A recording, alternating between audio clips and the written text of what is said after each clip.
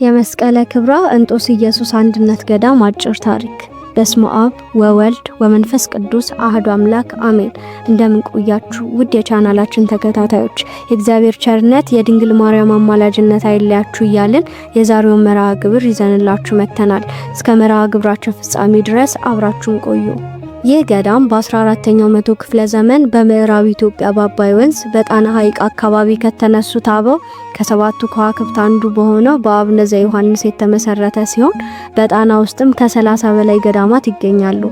የመስቀለ ክብራ እንጦስ ኢየሱስ አንድነት ገዳም ከሌሎች ገዳማት ለየት የሚያደርገው ጥንታዊ እንደመሆኑ መጠን በቅርበቱ ለባህር ዳር ከተማ ሁለተኛ ገዳም ነው። ርቀቱ በጀልባ ስንሄድ 30 ደቂቃ ወይም 4 ኪሎ ሜትር ተጉዘን የምናገኘው ገዳም ነው።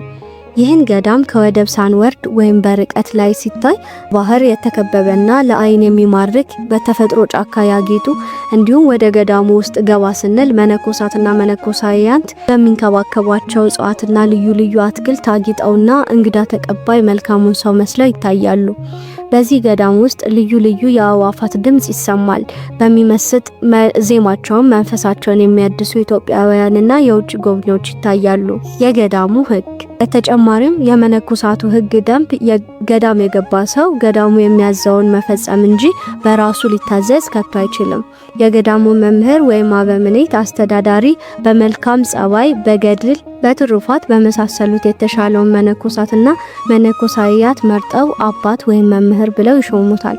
ከመምህሩ ጋር የሚሰሩ ባልደረቦች ወይም ረዳቶች መጋቢ፣ ሊቀ ረድእ፣ አፈ መምህር፣ እጓለ መጋቢ፣ ሊቀ አበው ይባላሉ።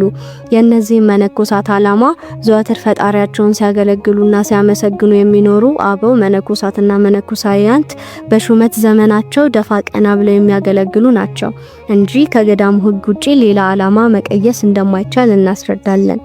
በገዳማዊ ሕይወት መንፈሳዊ የሆኑ ተግባራትን በጉልበትም በጸሎትም የሚሰሩ ስለሆኑ በጉልበት ወፍጮ መፍጨት፣ እንጨት መልቀም፣ ውሃ መቅዳት ወዘተ ልዩ ልዩ ተግባሮች ናቸው። በጸሎት ኪዳን ማድረስ፣ ሰዓታት በመቆም ጸሎተ ምህላ በማድረስ፣ ጸሎተ ማዕድ ወዘተ ናቸው። የሰባቱ ከዋክብት ስም ዝርዝርና የመሰረቱት ገዳም እንደሚከተለው ነው። አንደኛ አቡነ ታዲዮስ ዘደብረ ማርያም፣ ሁለተኛ አቡነ አፍቅረ እግዚእ ዘጉጉቤ፣ ሶስተኛ አቡነ በትረ ማርያም ዘዘጌ፣ አራተኛ አቡነ ሂሩተ አምላክ ዘዳጋ፣ አምስተኛ አቡነ ዘዮሐንስ ዘእንክብራ ወንጦስ፣ ስድስተኛ አቡነ ዘካርያስ ዘገሊላ፣ ሰባተኛ አቡነ ያጽእ ዘመንዳባ ናቸው። እነርሱም ከስማቸው ጋር የተጠቀሰውን ገዳም መስርተው አቅንተው ያለፉ አባቶች ናቸው። ከላይ እንደተጠቀሰው የእንጦስ ኢየሱስ አንድነት ገዳም የተመሰረተው በ14ኛው መቶ ክፍለ ዘመን በአፄ አምደ ጽዮን ሲሆን የተመሰረተው በኢትዮጵያዊ ጻዲቅ በአባ ዘዮሐንስ ነው። አባ ዘዮሐንስ የተወለዱበት ቦታ ልዩ ስሟ መራቤቴ ሰሜን ሸዋ ሲሆን አባታቸው ዘካርያስ እናታቸው ሶፊያ ይባላሉ። እነዚህ ሰዎች እግዚአብሔርን በመፍራት የተቸገረን በመርዳት ያዘኑትን በማጽናናት በጾም በጸሎት ተጠምደው ነገር ግን እንደ አብርሃምና እንደ ሳራ እንደ ኤልሳቤጥና እንደ ዘካርያስ ልጃቸው ሲኖሩ ከዕለታት በአንድ ቀን ሶፊያ ወደ ቤተ እግዚአብሔር ሄዳ ልክ እንደ እመ ሳሙኤል ሐና በእግዚአብሔር ፊት ጸለየች። ጽኑ ለቅሶም አለቀሰች። እርሷም አቤቱ የሰራዊት ጌታ ሆይ የባሪያህን መዋረድ ተመልክተህ አትርሳኝ፣ ለባሪያህም ወንድ ልጅ ብትሰጥ እድሜውን ሁሉ ለአንተ አገልጋይ ይሁን ብላ ጸለየች።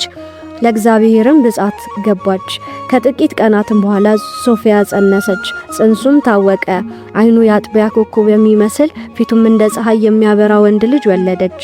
ታላቅ ደስታም ሆነ። በ40 ቀኑም ልጅነትን ይቀበል ዘንድ ወደ ቤተ ክርስቲያን ወሰዱት። ካህኑም ሕፃኑን ባየው ጊዜ ስለሱ እንዲህ ብሎ ተናገረ። ይህ ሕፃን ለብዙዎች መጽናኛና ብርሃን ይሆናል። ስሙንም ዘዮሐንስ ብሎ ሰየመው። ትርጉሙም የደስታ ልጅ ማለት ነው። በመወለዱ እናትና አባቱ ተደስተዋልና። መጥምቁ ዮሐንስ ብዙዎችን እንዳስተማረ ይህም ሕፃን ከመራቤቴ ኢየሩሳሌም ያስተምራል። ዮሐንስ በትምህርቱ ብዙዎችን ከአምልኮተ ባዕድ ወደ አምልኮተ እግዚአብሔር እንደመለሰ ይህም ሕፃን ብዙዎችን ይመልሳል። ዮሐንስ በሄኖንና በዮርዳኖስ እስከ ምድር ዳርቻ አምላኩን ስም እንዳመሰገነ ይህም ብላቴና ከመራቤቴ እስከ ኢየሩሳሌም ድረስ ብዙዎችን በስብከቱ ያድናል።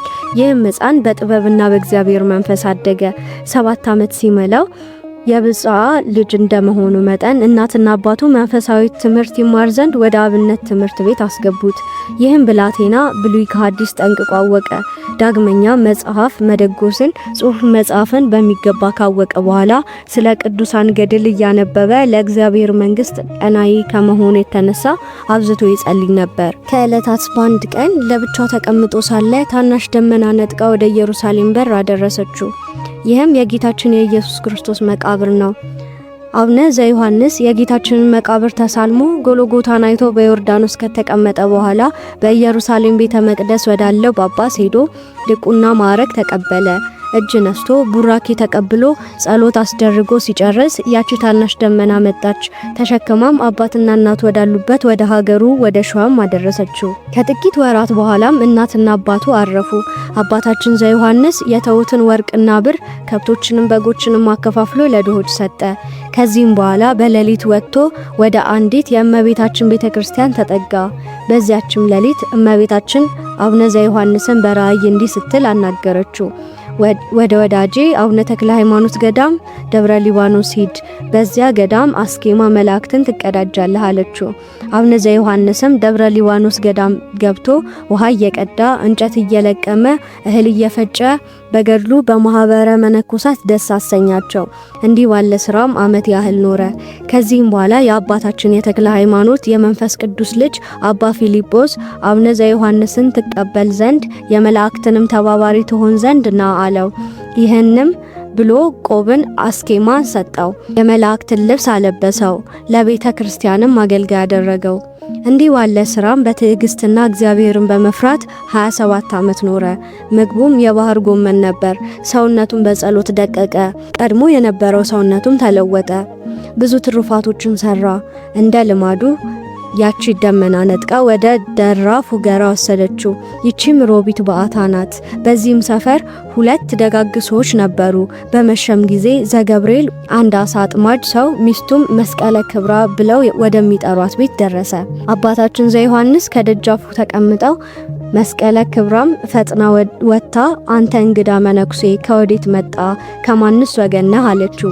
ዘዮሐንስም ለመነኩሴ ሀገርም ዘመድም የለውምና አሳድሪኝ አላት። እሷም በመንፈሳዊ ሰላምታ እጅ ነስታ ቡራኬ ተቀብላ ወደ አንዲት ጓዳ መኝታ አዘጋጅታ አሳረፈችው። ዘዮሐንስ ወደ ቤቱ ሲገቡ ቤቱ ልክ እንደ ኤልሳቤት በበረከት ሞሉት። ባለቤቴ ዘገብርኤል እስኪመጣ ይረፉ አለቻቸው። ዘገብርኤል አሳው አልጠመድ ብሎት አሳ ማጥመድ ከወጣ 5 ቀን ሆኖታል። ነገር ግን በመንፈስ ደርሶት ዘገብርኤል መረቡን መሸከም እስኪያቅተው ልክ እንደ ጴጥሮስ ብዙ አሳዎች ተጠመዱለት። ይህ ነገር የገረማት መስቀለ ክብራም ዛሬ ጌታዬ በሰው ተመስሎ ጎበኘኝ ስትል ዘገብርኤል ይጠራታል። እሷም ለምን እስከ ዛሬ ዘገየህ አለችው። እርሱም አሳ የተጠመደልኝ ዛሬ ነው አላት። እሷም በቤቷ የሆነውን ሁሉ ነገረችው። በዚያ ሌሊትም በፍጹም ደስታና ከጻድቁ ጋር የእግዚአብሔርን ቃል ሲማሩ ሰነበቱ። ዘዮሐንስ 7 ቀን ያህል አብሯቸው ከቆየ በኋላ መልአኩ ወደዚያች ደሴት ሂድ፣ መኖሪያህ በዚያ ነው፣ ለብዙዎችም መመኪያ አባት ትሆናለህ፣ መነኮሳትም ይከተሉሃል ብለው መልአኩ አበሰረው። ዘዮሐንስም ዘገብርኤልን ያቺ ደሴት ሰው አለባት የለባትም ብለው ጠየቁ። ዘገብርኤልም አሳ ማጥመድ ሲሄድ አድርባታለሁ እንጂ የሚኖርባት የለም አላቸው። በልባቸውም ተደሰቱ። አድርሰኝም ይሉታል። እሺ በጄ ብሎ በታንኳ ደረሳቸው። ጸሎት አድርገው ቡራኬ ባርከው ያሰናብቱታል። አቡነ ዘዮሐንስ 14 ወይም 2 ሱባኤ ተቀመጡ። በ15ኛው ቀን መስቀለ ክብራ ዘገብርኤልን እኛን አባት እንጠይቃቸው፣ ሞታውም ከሆነ እንቅበራቸው ብላ ባለቤቷ ዘገብርኤልን ጠየቀችው። በእግዚአብሔርም ዘንድ ያስጠይቁናል እያለች ተያይዘው ሄዱ። ከዚያችም ደሴት ያጧቸዋል። በብዙ ፍለጋ አገኟቸው። በእግራቸው ወድቀው ቡራኬ ተቀብለው ወንጌል ሲማሩ ልባቸው ዓለምን እየጠላ እግዚአብሔርን ፈለገ። ለአባታችን በዚህ መኖር ለኛ መልካም ነው ሲሉ ጻድቁ ጠየቁ። ጻድቁም እንጦስን እንዲቀመጡ ፈቀዱላቸው። ከሴት ጋር መኖር ለመነኩሴ አይገባምና ከዚያች ቀን ጀምሮ እስከ ዛሬ ሴት አይገባባትም። ያችም ደሴት ደሴተ ክብራ ናት። ሁለቱም አባታችንን ሲያገለግሉ ኖረው ካረፉ በኋላ ያችን ደሴት ወረታዋ እንዳይጠፋ በአሳ አጥማጁ በዘገብርኤል ሚስት በመስቀለ ክብራ ሰየሟት። ከዚያችም ቀን እስከ ዛሬ ድረስ በሴቲቱ ስም ትጠራለች። አቡነ ዘዮሐንስም በዚያች ደሴት ውስጥ በዘንዶ የሚያመልኩ ሰዎችን ከዕለታት አንድ ቀን አገኙ። አባታችን ፈጣሪ እግዚአብሔር እንጂ ዘንዶ አምላክ አይደለም ብለው እነዚያን ሰዎች ዘንዶ አታምልኩ ብለው ዘንዶን በስመ ሥላሴ አማትበው በመስቀላቸው ገደሉት። ሕዝቡም ከአምልኮ ባዕድ ወደ አምልኮ እግዚአብሔር ተመለሱ። በዘመኑ ዘንዶ ያመልክ የነበረው ያገው ሹም ጃን ቹሃይ የዘንዶውን መሞት በሰማ ጊዜ አቡነ ዘዮሐንስን በሰራዊት አዚዞ እኔማ መልከውን ዘንዶ ማንግደል ብሎ ገደልክ በሚል እስር ቤት አስገቡት። አባታችን እንደታሰሩ የሰሙ ንጉሥ አምደ ጽዮን ያን መነኩሴ ካልፈታህ ባንተና በኔ መካከል ሰላም አይፈጠርም ብሎ ብዙ ሰራዊት ላከበት። እንቢ ባለም ጊዜ እንዲገሉት አዘዘ። ያም ከሃዲ ቻንቹሃይ ሞተ። አቡነ ዘዮሐንስም ከእስር ቤት ተፈቱ። ንጉሥ አምደ ጽዮን ለመባረክ ወደ አባታችን መጥተው እጅ ከነሱ በኋላ የምፈልገውን ጠይቀኝ ላድርግልህ አላቸው። አቡነ ዘዮሐንስም ወደ ቦታ ይመልሰኝ አሉት። እርሱም ወደ ቦታቸው በክብር መለሳቸው። አቡነ ዘዮሐንስ ብዙዎችን ከደዌ ሥጋ እየፈወሱ ወንጌል እያስተማሩ ሲኖሩ ውሎ ከቤት ኑሮ ከሞት እንዲሉ አበው ጉልበታቸው እየደከመ ሲመጣ የገዳሙን መነኮሳት ሰብስበው ልጆቼ በፍቅር ኑሩ፣ እንግዳ ተቀበሉ፣ ራሳችሁን ዝቅ አድርጉ፣ ራሱን ዝቅ ያደረገ ከፍ ይላልና የመላእክት ምሳሌዎች ናችሁና ባላማችሁ እስከ መጨረሻው ጽኑ ብለው ወንዶችንም በክብራን ሴቶችንም በእንጦስ እንዲኖሩ አባታዊ ትእዛዝ ሰጡ። ለሴቶችም በድንግልና የሚኖሩ ከወንድ አገልጋዮች 12 የሚሆኑ መምህራንን፣ ካህናትን፣ ዲያቆናትን፣ የሴት መነኮሳያትን ገዳመ እንጦስን ያገለግሉ ዘንድ ለአንድነት ገዳሙ ታቦተ ኢየሱስን ለኛ መምህራን አስይዘው መደቡላቸው። ዳግመኛም ከዛሬ በኋላ በኔ ፋንታ እንዲያገለግሏችሁ አባ መልከ ጼዴቅን ለሁለቱ ገዳማት ሾሜላችኋለሁ ብለው ቡራኬ ሰጥተው በእንባ ተለያዩ። ከዚህም በኋላ ዘመናቸው 105 ዓመት ሲሆን በ15ኛው መቶ ክፍለ ዘመን ትንሽ ታመው ሐምሌ 24 ቀን አረፉ። 25 ዓመት በአባታቸው ቤት፣ 25 ዓመት በመላላክ፣ 20 ዓመት በመዘዋወር፣ 35 ዓመት በክብራን ደሴት ኖረዋል። የጻድቅ ሰው መታሰቢያ ለዘላለም ይኖራል። መዝሙረ ዳዊት መዝሙር 112 ከቁጥር 6 የተሰጣቸው ቃል ኪዳን ገድልህን የሰማ ያሰማውን ሁሉ በረከቴን አሳድርበታለሁ፣ አንተ ወደገባህበት አስገባሃለሁ። ዓይን ያላየውን ጆሮ ያልሰማውን በሰው ያልታሰበውን መንግስቴንም አወርሰዋለሁ። ውድ ቤተሰቦቻችን ለዛሬ ዘንላችሁ የቀረብነው መንፈሳዊ ታሪክ እንደወደዳችሁት አንጠራጠርም። በቀጣይ ክፍልም የዚህን ታሪክ ምዕራፍ 2 ይዘንላችሁ እንቀርባለን። ይህም ታሪክ እንዳያመልጣችሁ የዞሲማስ ሚዲያ የዩቲዩብ ቻናልን ሰብስክራይብ በማድረግና የደውል ምልክቷን በመጫን ይከታተሉን። የአባታችን ረድኤት በረከት ይደርብን። ይቆየን።